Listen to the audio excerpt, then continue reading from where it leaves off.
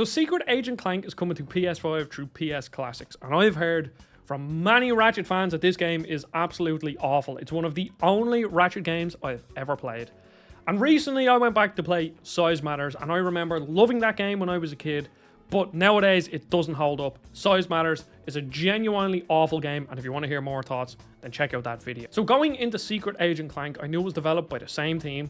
I knew it was memed on in the Ratchet fandom, and since I had never played it before, I did go in with a fairly open mind. And Secret Agent Clank starts off quite well. The first level introduces you to Clank and his new tools. He has a bow tie batarang thing that he throws, which is sort of his main projectile weapon.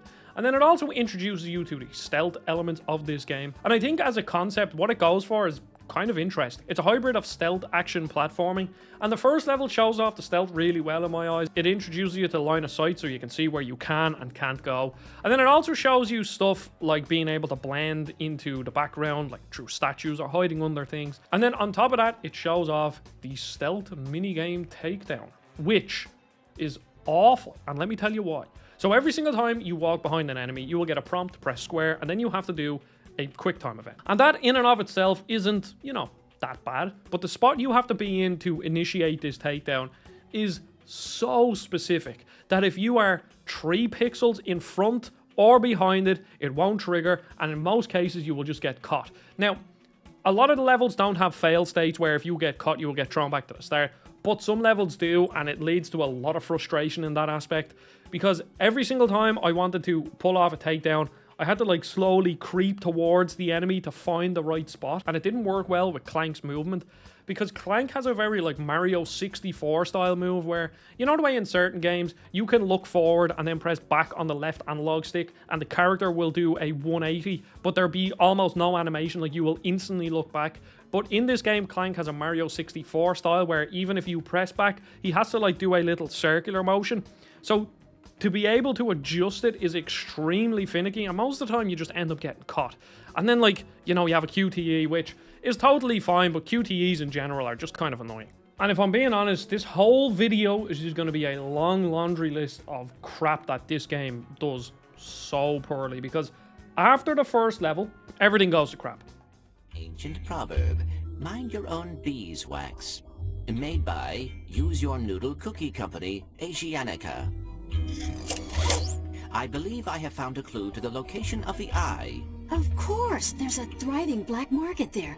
They must be trying to unload. The Clank levels in this game are actually pretty decent. As you're going around, you're doing small bit of stealth. Now, later on, as you get more gadgets, it kind of makes the stealth a bit useless because you have all these fun little gadgets. Like you have an umbrella that shoots lightning, you have your little toy batarang, you have a bomb that sticks in your glove. You have all these interesting weapons that if you engage in the stealth, you don't use, and you also upgrade them like any other Ratchet game, so you're almost disincentivized to use stealth. And during stealth, when you pull off things like you dodge an enemy or whatever, you get a bonus multiplier, and I'm not sure if that's a bolt multiplier or just some arbitrary score multiplier or something, but in my eyes it's just not worth it, because one, the stealth itself isn't really fun, and it's way more fun just to go in all guns blazing and just shoot things with all these cool weapons.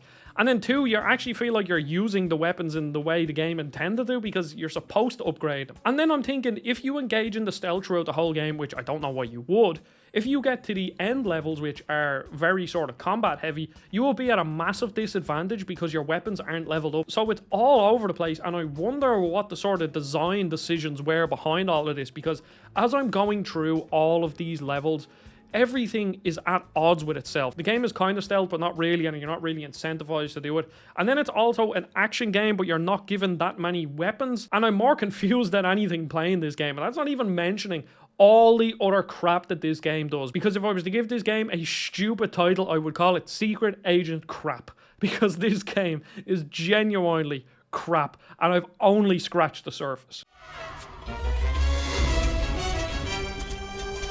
Bingo.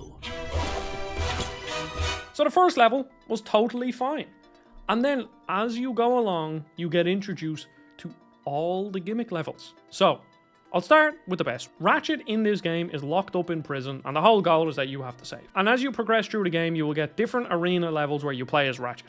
And these are actually pretty fun. I mean, the weapons are totally okay, and it's exactly what you expect from these Ratchet arenas. You know, survive 8 rounds, defend this thing as 8 rounds of enemies come towards you, or whatever it is. And one thing that I love is that they're all different themes. So one will be a prison yard, and all the inmates are using like dumbbells and barbells as weapons. And then the best one is that later on, you're in the showers, and everyone's wearing towels, and if you knock the towel off them, they get a black bar in front of, you know, their bits. And that is the Insomniac and Ratchet brand of comedy that I just adore. Now, the levels themselves are just totally fine, and the amount that they give you is insane, because every like second or third level will be a Ratchet level, and then there's only one that is mandatory, and then you'll get like 4 or 5 more. And I chose to do none of these because the game just isn't compelling in almost any way. And I'm talking about the best of these gimmicky levels. It's not really a gimmick, but you know, these side levels that you don't play as Clank. Because then you get into all the other gimmicks. And this game is mostly boring gimmick levels that give you absolutely nothing interesting. And it started when, at the start of some normal levels, you do these rhythm sections as Clank. The first one, you are going under lasers and you have to input the different buttons at the right time. But in a rhythm section, or something like this, you would think that there would be a song in the background that is synced up to the music. But guess what? No. Some of these rhythm-based sections don't even have a distinguished track behind them. So you are just randomly pressing buttons in a sequence. You aren't doing it to a rhythm, even though it's moving on a bar that has a rhythm beat going towards it. And I'm trying to, in my head, count out the beats so that I could do it. And luckily the punishments aren't too bad for when you miss a note, but you will miss a lot of notes because there simply just isn't a beat behind it you can follow. And I'm like, what the hell is going on here? Like, who sat in a design room and they were coming up with all these ideas and thought this? Now, I assume this is going to be some, you know, story of, you know, we weren't given enough time and there was too much crunch, and, you know, the evil overlords were pressing us for time, so we couldn't fit this all in.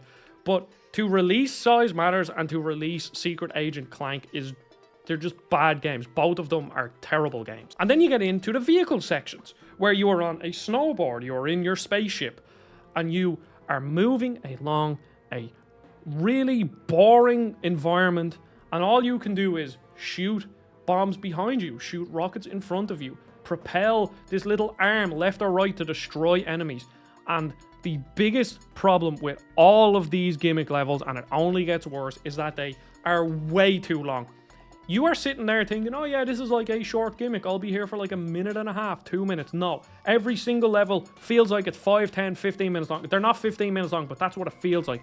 This game, I put like 4.5, 5 hours in. I didn't beat it, because guess what? I had like 2.5 hours left and I just couldn't do it. And I will explain why in a bit. But every single one of these gimmick levels goes on for way too long. And the biggest culprit of all of these boring levels are the Quark levels. You know, Barney, sometimes it's good to do things just for the sake of being nice. Really? Well, maybe for some people, but not for me. I need fame and fortune. So these levels as a premise are really cool. So Quark is following in Clank's footsteps, and he has a Ghost Rider with him, and he's basically playing off all these heroic acts that Clank did, saying that Quark did it.